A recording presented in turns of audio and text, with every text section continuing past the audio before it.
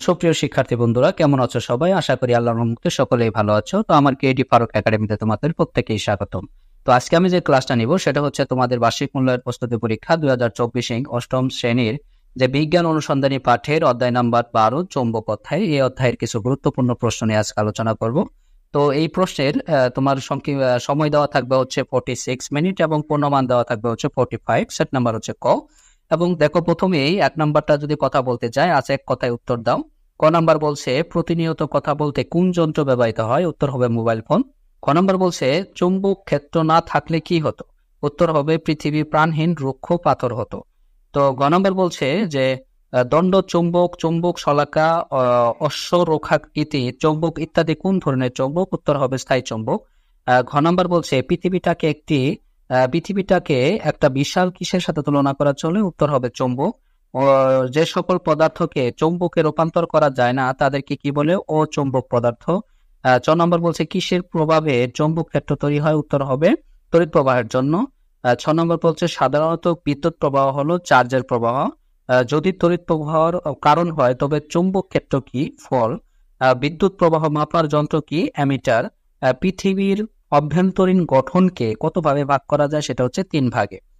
তো 2 নম্বরটা যদি আলোচনা করি সেটা সংক্ষেপে উত্তর দাও। দেখো, ক নাম্বার বলছে চৌম্বকের চৌম্বকত্ব কি? উত্তর হবে চৌম্বক হলো এমন বস্তু যা বিশেষ আকর্ষণ ক্ষমতা সম্পন্ন। চৌম্বকের এই ক্ষমতাকে চৌম্বকত্ব বলা হয়। এরপরে খ নাম্বার যদি বলি অস্থায়ী চৌম্বক কাকে বলে? উত্তর হবে যে চৌম্বকের চৌম্বকত্ব মুহূর্তের মধ্যে হারিয়ে যায় তাকে অস্থায়ী চৌম্বক বলে। ঘ নাম্বার বলছে যে চৌম্বকের চৌম্বক ধর্ম কাকে বলে? উত্তর হবে যে পদার্থবিজ্ঞানে চৌম্বক ধর্ম বা চৌম্বকত্ব বলতে পদার্থ কর্তৃক অন্য কোনো পদার্থকে আকর্ষণ বা বিকর্ষণ করার ঘটনাকে বোঝায়। ঘ নাম্বার বলছে যে চৌম্বকের উত্তর মেরু কাকে বলে? উত্তর হবে যে চৌম্বকের যে দিকটি উত্তর দিকে মুখ করে থাকে সেটাকে আমরা চৌম্বকের উত্তর মেরু বলে থাকি। চৌম্বকের উত্তর মেরু পৃথিবীর ভিতরকার, চৌম্বকটির দক্ষিণ মেরু বরাবর থাকে। ও নম্বর বলছে চৌম্বকের দক্ষিণ মেরু কি? চৌম্বকের যে দিকটি দক্ষিণ দিকে মুখ করে থাকে সেটাকে আমরা চৌম্বকের দক্ষিণ মেরু বলে থাকি।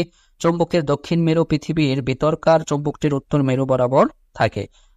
চ নম্বর বলছে চৌম্বক ক্ষেত্র কাকে বলে? তো উত্তর হবে যে কোনো চৌম্বক বা তড়িৎবাহী তারের চতুর্দিকে যে অঞ্চল জুড়ে একটি চৌম্বক শলাকার বিক্ষেপ দেখায় তাকে ওই চৌম্বক বা তড়িৎবাহী তারের চৌম্বক ক্ষেত্র বলে। 6 নম্বর বলছে অচৌম্বক পদার্থ কাকে বলে?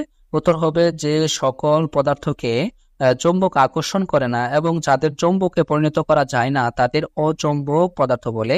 আমাদের চারদিকে এমন অনেক পদার্থ রয়েছে যাদের চৌম্বক টানা না এবং তাদের দিয়ে চৌম্বক বানানো যায় না, যেমন কাগজ, কাঠ, প্লাস্টিক ইত্যাদি। 6 নম্বর তোমাকে বলছে যে চৌম্বক বলরেখা কাকে বলে? উত্তর হবে কোন চৌম্বক ক্ষেত্রে একটি বিচ্ছিন্ন উত্তর মেরু মুক্ত অবস্থায় স্থাপন করলে সেটি যে দিকে পরিভ্রমণ করে তাকে চৌম্বক বলরেখা বলে। তো চৌম্বক বলরেখা কাল্পনিক রেখা। তো 6 নম্বর বলছে বিদ্যুৎ চৌম্বকীয় আবেশ কাকে বলে? উত্তর হবে একটি গতিশীল চৌম্বক বা তড়িৎবাহী বর্তনীর সাহায্যে অথবা একটি স্থির তড়িৎবাহী বর্তনীর তড়িৎ প্রবাহের পরিমাণ কম বেশি করে অন্য একটি সংবদ্ধ বর্তনীতে ক্ষণস্থায়ী তড়িৎ চৌম্বক বল, তড়িৎ চালক বল এবং তড়িৎ প্রবাহ উৎপন্ন হওয়ায় পদ্ধতিকে তড়িৎ চৌম্বকীয় আবেশ বলে। নম্বর বলছে এমিটার কি? এমিটার এমন একটি যন্ত্র যার সাহায্যে বিদ্যুতের প্রবাহ সরাসরি বৈদ্যুতিক এককে এমিটার পরিমাপ করা যায়। এটি একটি গ্যালভানোমিটার যার রোধক খুবই কম। এটিকে বর্তনীতে সিরিজে যুক্ত করা হয়। তো 3 নম্বর বলছে দেখো রচনামূলক প্রশ্ন দৃশ্যপটবিহীন। ক নম্বর বলছে যে দৈনন্দিন জীবনে, দেখো ক নম্বর বলছে দৈনন্দিন জীবনে চৌম্বকের বহুবিধ ব্যবহার রয়েছে, কথাটির তাৎপর্য লেখো। তো উত্তর হবে কিছু কিছু পদার্থ রয়েছে যাদের ব্যবহার ছাড়া আমাদের প্রত্যেক জীবনে কল্পনা করা যায় না, এমনই একটি পদার্থ হচ্ছে চৌম্বক। প্রতিদিন নানাভাবে এর ব্যবহার করে থাকি, যেমন টেলিফোন, রেডিও, টেলিভিশন, ল্যাপটপ সবকিছুর স্পিকারে চৌম্বক ব্যবহৃত হয়। বৈদ্যুতিক ফ্যানের মোটরে চৌম্বকের ব্যবহার রয়েছে। বিদ্যুৎ ব্যবহার করে কোনো কিছু ঘোরাতে হলে সেই ক্ষেত্রে চৌম্বক ব্যবহার রয়েছে।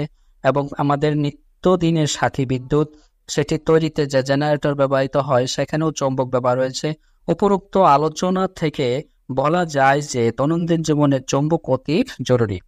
তো খ নাম্বার বলছে যে খ নম্বরের দিকে তাকালে যে আমরা যে কিভাবে চুম্বক তাদের চৌম্বকত্ব হারায়, তো উত্তর হবে যে স্থায়ী চুম্বকগুলো তাদের চৌম্বকত্ব হারাতে পারে যদি তারা তাদের ডোমেনগুলোকে প্রান্তিককরণের বাইরে ফেলার জন্য পর্যাপ্ত পরিমাণ ফেলে দেওয়া হয় বা আঘাত করা হয়। 20 তাপমাত্রার উপরে একটি চৌম্বককে গরম করার ফলে চৌম্বকীয় ডোমেনগুলি স্থায়ীভাবে ব্যবহৃত হয়। হালকা গরম করলে চৌম্বকত্ব হ্রাস পায়, অতঃপর ঠান্ডা করলে সম্পূর্ণ চৌম্বকত্ব পুনরুদ্ধার হয়। সুতরাং একটি চৌম্বক তার চৌম্বকত্ব হারাতে পারে যদি এটিকে অধিক উত্তপ্ত করা হয়, হাতুড়ি দিয়ে আঘাত করা হয় বা উচ্চতা থেকে ফেলে দেওয়া হয়। তো ঘ নম্বর বলছে দেখো যে ঘ নম্বর বলছে চৌম্বক কাঠকে আকর্ষণ না করে লোহাকে আকর্ষণ করে কেন? তো উত্তর হবে চৌম্বক কাঠকে আকর্ষণ করে না কিন্তু লোহাকে আকর্ষণ করে, কারণ চৌম্বকের ধর্মই লোহা বা লোহা জাতীয় পদার্থকে আকর্ষণ করা। ইলেকট্রন বিন্যাস দিয়ে ব্যাখ্যা করা যায় লোহা জাতীয় বস্তুর সুস্থিত আয়নে ইলেকট্রন বিন্যাসে কিছু সংখ্যক অযৌগ্ম ইলেকট্রন দেখা যায়। এভাবে অনেকগুলো পরমাণুর অযৌগ্ম ইলেকট্রন প্রায় 10⁻16 থেকে 10⁻19 পরস্পর ডোমেইন এর সৃষ্টি করে। তাই কোনো চৌম্বক এর কাছে লোহা জাতীয় বস্তুকে ধরলে এসব ডোমেইন শক্তিশালী চৌম্বক ভ্রামক সৃষ্টি হয়, যা কাঠের ক্ষেত্রে অসম্ভব। ফলে লোহা চৌম্বক দ্বারা আকর্ষিত হলেও কাঠকে আকর্ষণ করে না। এই ছিল আজকের ক্লাসটি। আশা করি সুপ্রিয় শিক্ষার্থী বন্ধুরা তোমরা বুঝতে পেরেছো।